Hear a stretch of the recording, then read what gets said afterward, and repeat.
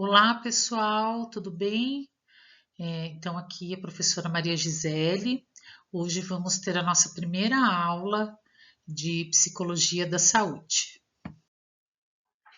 Então, na Psicologia da Saúde, nessa primeira aula, a gente vai falar um pouquinho sobre a introdução da psicologia como ciência, o surgimento da psicologia da saúde como campo de atuação e a abrangência e níveis de aplicação da psicologia da saúde.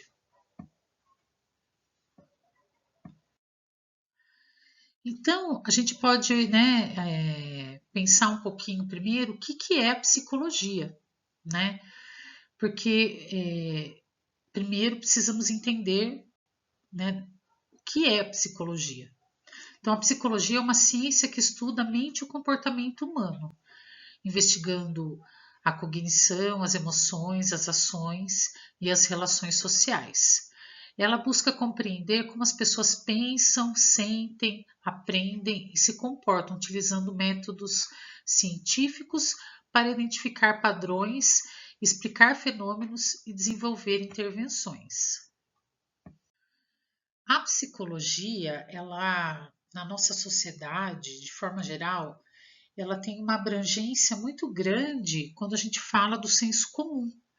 Por quê? Porque nós vivemos de uma forma, né, que nós buscamos explicações para as coisas que acontecem na nossa vida, né, para as coisas, para os comportamentos das pessoas, pela, às vezes, pelo nervosismo, a ansiedade. Então, nós somos seres que buscamos essas explicações, né? E quando a gente fala de comportamentos dessa forma, a gente está falando do senso comum.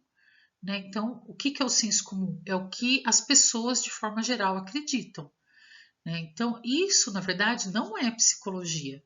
Né? Então, tem pessoas que confiam na sua intuição, que remetem a memórias que ela tem de coisas que aconteceram, da forma que foi, mas isso não é uma psicologia, tá? Isso é o senso comum. A ciência, a psicologia, ela vai buscar diretrizes lógicas, vai buscar técnicas, né? Vai buscar coisas que podem ser comprovadas pela ciência para que aquilo seja aceito de forma científica, né? Então, a gente pode, no caso da psicologia, usar a observação, a experimentação, e aí, com base nisso, chegar a uma conclusão, né, da qual não seja só um achismo. Né? A pessoa, ela vai, a gente vai entender o comportamento da pessoa através dessas evidências científicas e não de uma intuição ou do que eu acho, tá? A gente tem que tomar bastante cuidado com isso, porque a gente sempre, né, as pessoas, elas tendem a ir para esse comportamento de achar, né? Ah, eu acho que é assim, né? Então, na psicologia, a gente vai buscar as respostas com evidência científica. Então, a psicologia como ciência, ela surgiu no final do século XIX, quando começaram a surgir, né, os primeiros laboratórios de psicologia experimental. Mas, na verdade, a psicologia ela já vem, né, durante muito tempo, através da filosofia, sendo uma disciplina diferente, né? Tendo um tema diferente da filosofia, mas ela nasce da filosofia através dos pensadores, das escolas de pensamentos. Então agora a gente vai explanar um pouquinho sobre a evolução da psicologia. Tá? Então na antiguidade clássica, a filosofia grega, com os pensadores Platão, Aristóteles, eles estabeleceram o estudo da mente e da alma. Foi quando começou a se questionar sobre os comportamentos humanos, né, sobre a consciência, o funcionamento do cérebro. Então, nessa época, iniciou-se esses questionamentos e um interesse pelo funcionamento do comportamento humano. No século XIX, Jung ele já funda o primeiro laboratório de psicologia experimental, né? E aí marca a visão da psicologia como ciência mesmo, né? E nesse momento vão surgindo outros teóricos que também vão desenvolvendo essa disciplina. Aí no século XX já começam a surgir as escolas de pensamento da psicologia, que a gente vai conversar um pouquinho sobre elas também. Mas aí eu cito para vocês o estruturalismo, o funcionalismo, o behaviorismo, a psicanálise, o humanismo e o cognitivismo. E cada vez mais o estudo vai partindo para a mente e para o comportamento humano. No Brasil, né, a psicologia ela é recente, ela não é muito antiga, né? Então a gente vem de médicos, educadores de teorias europeias e americanas que influenciaram, que a gente vai conversar um pouquinho sobre elas também, né? E agora no século XX nós tivemos um grande avanço, né, com relação à parte de faculdades, de reconhecimento como profissão na parte da psicologia.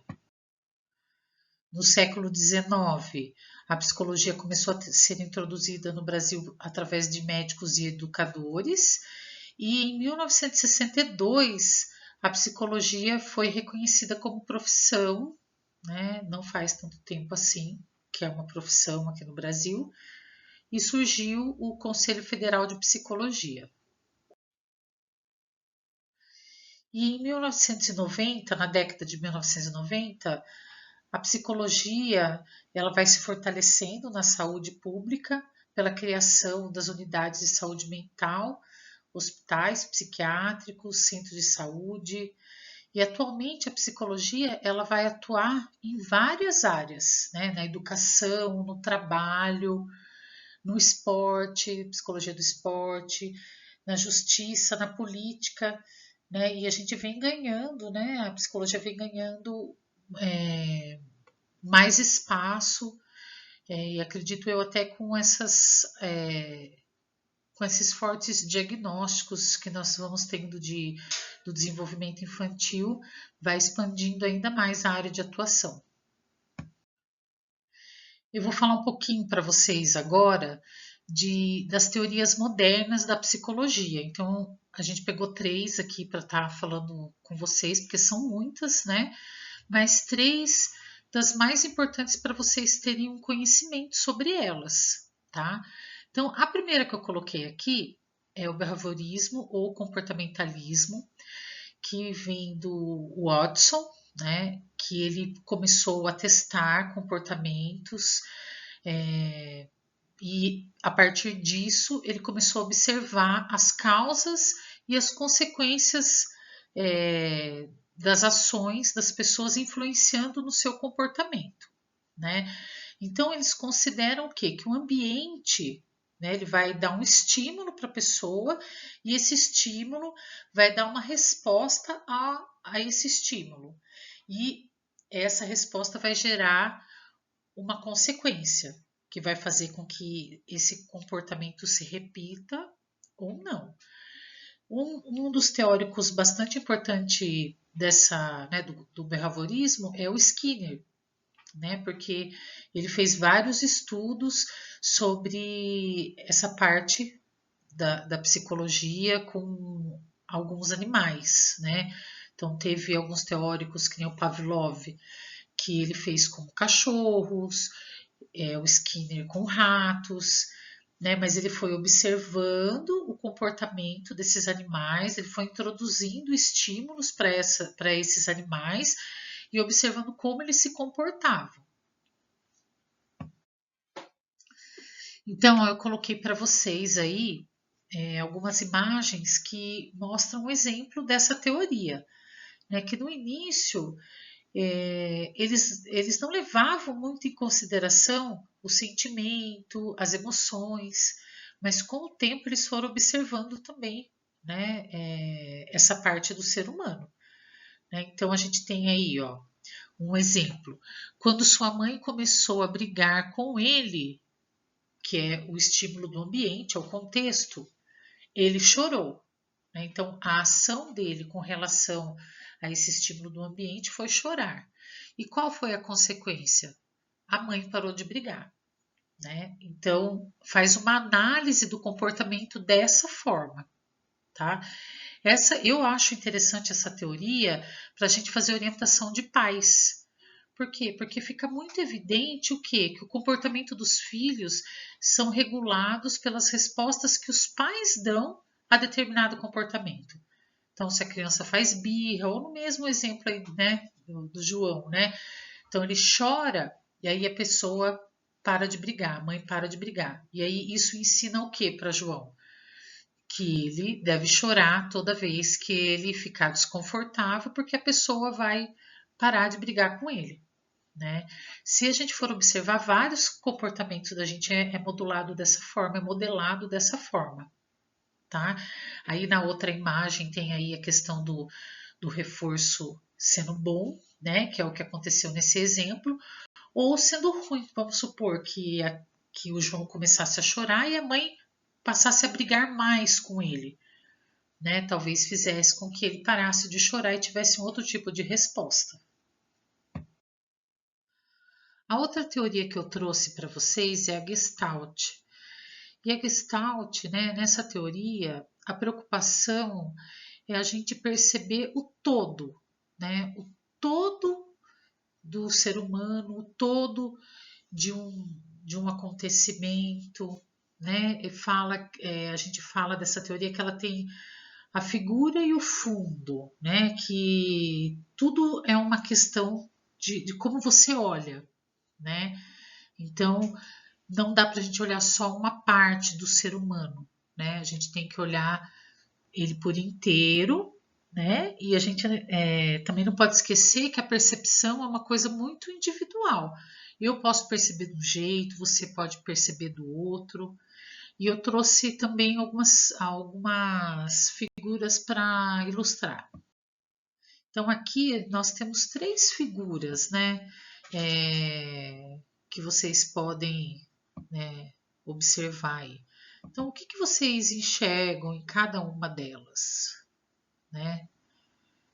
O que você vê?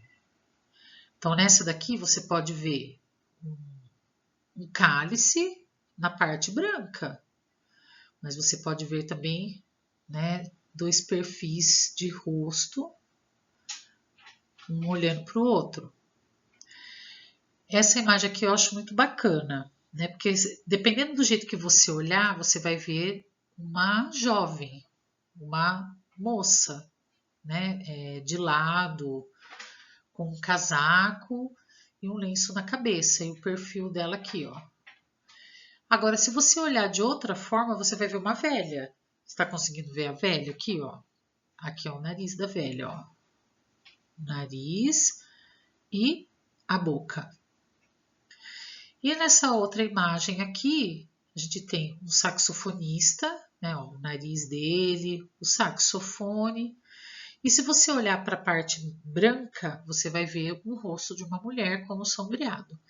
Então essa teoria, ela vai trabalhar com essa questão do todo e da percepção, da forma que você vai olhar para um acontecimento da parte do comportamento.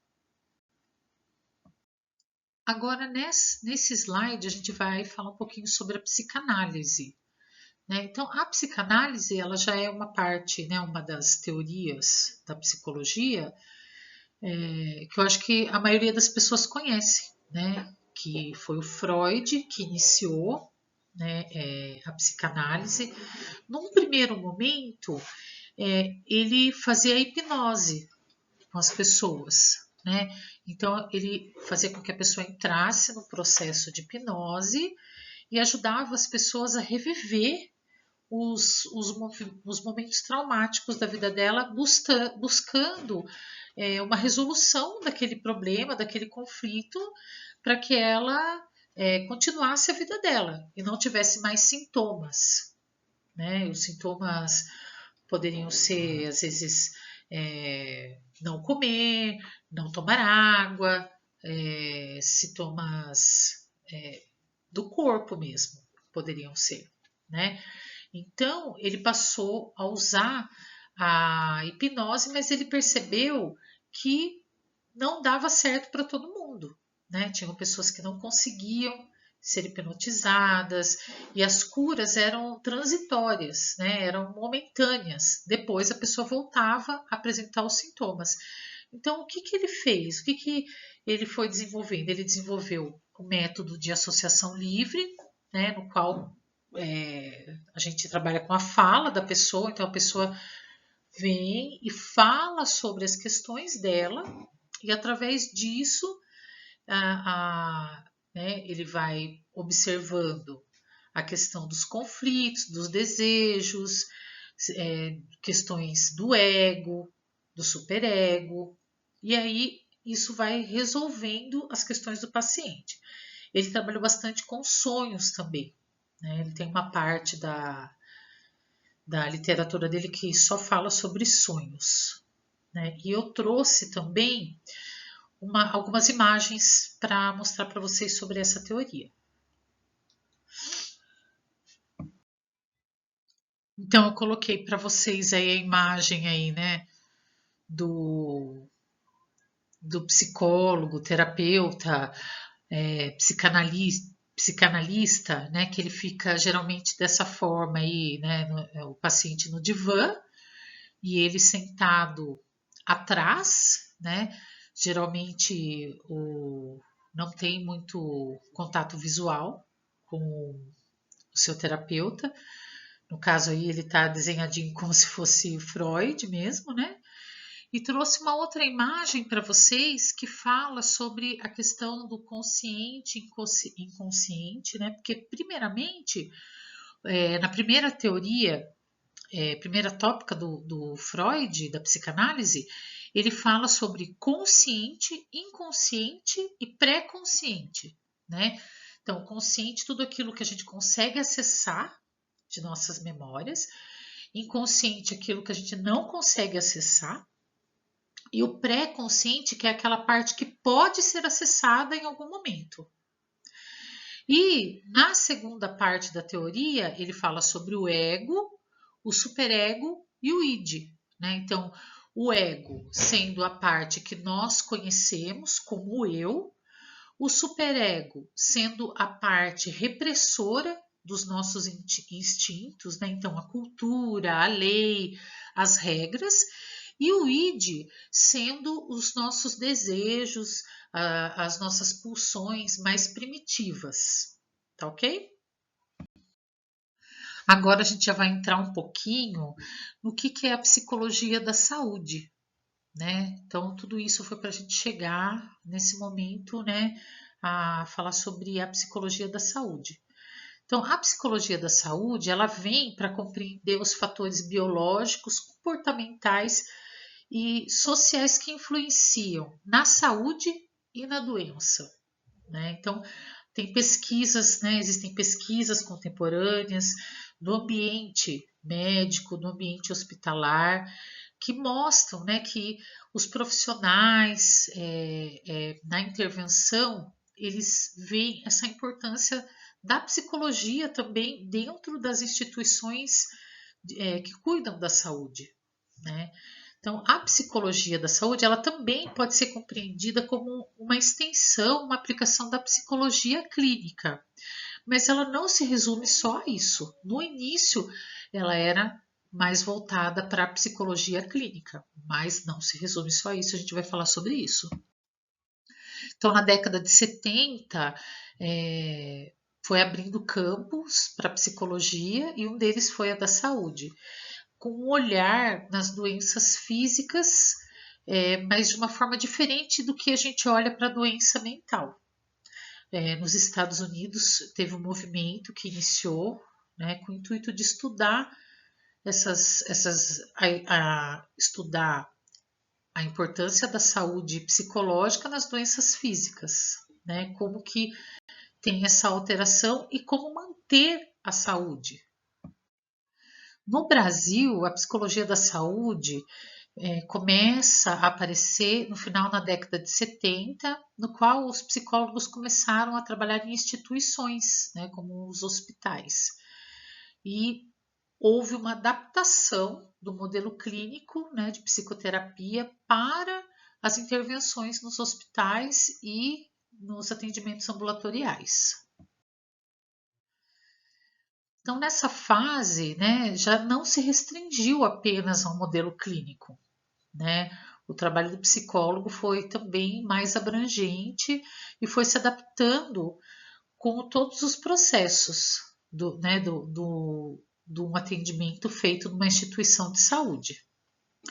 E a psicologia da saúde no Brasil passou a ser um novo campo de saber e atuação.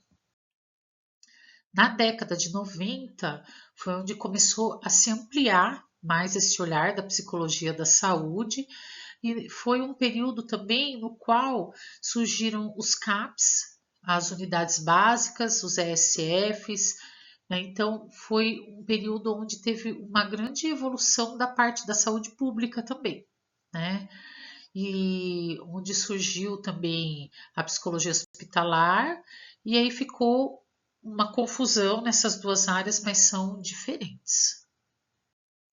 Então, a gente vai falar agora um pouquinho sobre a atuação do psicólogo na saúde pública, né, e na parte da saúde, da psicologia da saúde, tá?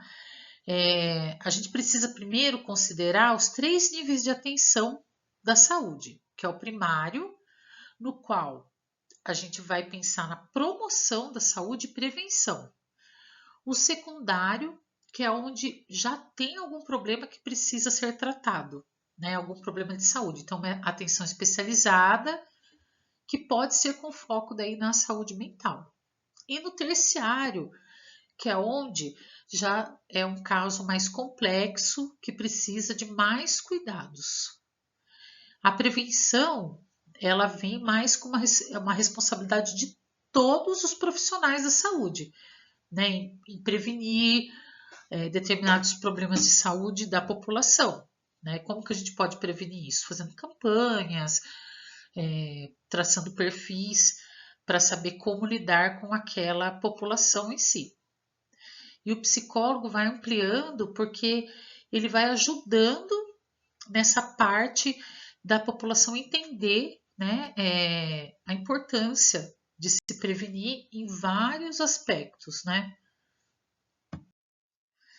Então, na prevenção e na intervenção primária, aonde que o psicólogo, a psicologia da saúde vai atuar?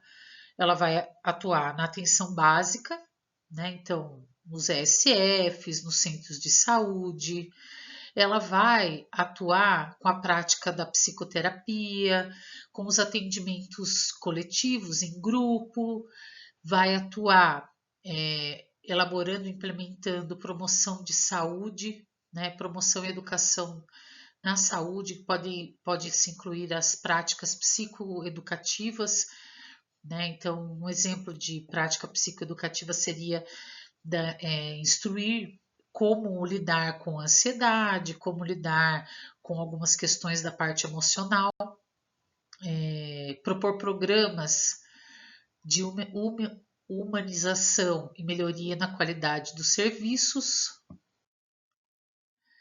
estudar o perfil epidemiológico do coletivo social e a responsabilidade profissional, visando a elaboração de um plano de intervenção e abordar temas e problemas da saúde coletiva, né? Aí cita alguns, né? Então, os transtornos alimentares, uso e abuso de drogas, o estilo de vida mais saudável, a questão de comportamentos de risco com relação à sexualidade, prevenção, desenvolvimento de programas também para concepção e evitar gravidez na adolescência ou indesejada, prevenção de violência. Na verdade, todos os programas que falam e falam sobre o comportamento humano vão ser contemplados nas ações da psicologia da saúde nesse nicho. Mais algumas ações que podem ser feitas, então, participar de reuniões de equipe, usar técnicas de dinâmica de grupo, propor e organizar grupos informativos e fazer interconsultas com outros profissionais da saúde. O psicólogo também, né, na época que tinha o NASF, agora a gente tem a equipe EMUT, ele pode estar auxiliando na dinâmica da equipe dos ESFs, né, auxiliando em como fazer uma campanha funcionar de forma melhor, ou auxiliando até na própria equipe quando tem algum problema de relacionamento. Outra vertente, né, é auxiliar nas escolas e nas comunidades, né?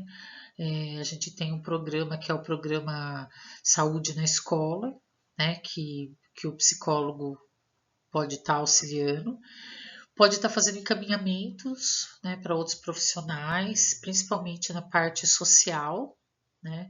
Pode dar assistência por telefone ou pela internet, fazer visitas domiciliares, né, e assistência aos familiares. Agora, na parte da intervenção secundária, né? Na intervenção secundária, a gente já pensa que tem um problema instalado, então já existe um diagnóstico, né? Então, pode fazer, né, trabalhar com as psicoterapias, seja grupo, seja individual, pode fazer psicodiagnósticos, né, diferenciais, pode elaborar pareceres para outros profissionais e inclusive para a saúde, né? O psicólogo que trabalha no SUS geralmente ele é requisitado a fazer esse tipo de trabalho. Realiza orientação e propõe atividades de suporte social e atua junto com os demais profissionais e equipes da saúde básica e especializada, né? Então, a ideia é sempre estar trabalhando em grupo, em conjunto quase com a equipe. Ainda na atividade de intervenção secundária, pode fazer encaminhamento de pacientes para outros especialistas e serviços, elaborar um conjunto com a equipe multiprofissional de programas para adesão de tratamento médicos. Então, pacientes que têm dificuldade em aderir, por exemplo, o tratamento de diabetes tipo 2, né? Então, fazer junto com a enfermagem, nutricionista, um grupo com esses pacientes para ajudar na adesão. Reunir e empregar o conhecimento da neuropsicologia, já que este é decisivo nos cuidados das demências e nas sequelas dos traumatismos do crânio. Então, o psicólogo também pode atuar nessa área. Na intervenção terciária, a gente já vai observar o que, né? Então, apoiar e orientar pacientes hospitalizados, orientar e apoiar as famílias desses pacientes, atuar nos cuidados paliativos, assistir os profissionais que estão cuidando, né? Fazer consultas e interconsultas com as equipes, desenvolver atividades com crianças, preparar os enfermos para cirurgias, assistir pacientes na UTI, crianças na UTI, fazer orientação para mães e familiares de crianças hospitalizados, atuar nas urgências psicológicas nos plantões de hospitais psiquiátricos, né, junto com os CAPs, residências terapêuticas, centro-dia do idoso, e priorizar o desenvolvimento das atividades das pesquisas nos processos psicossociais da doença, da saúde e doença, né? Então, também auxiliar no desenvolvimento dessa ciência, né, dessa parte da psicologia. Então, essa foi a aula de hoje. Espero que tenham entendido todas as questões. Eu estou à disposição pelo WhatsApp e eu vou deixar 2 perguntas para vocês responderem, que vão estar valendo os pontos para somar na nota final. Tá ok? Um abraço a todos.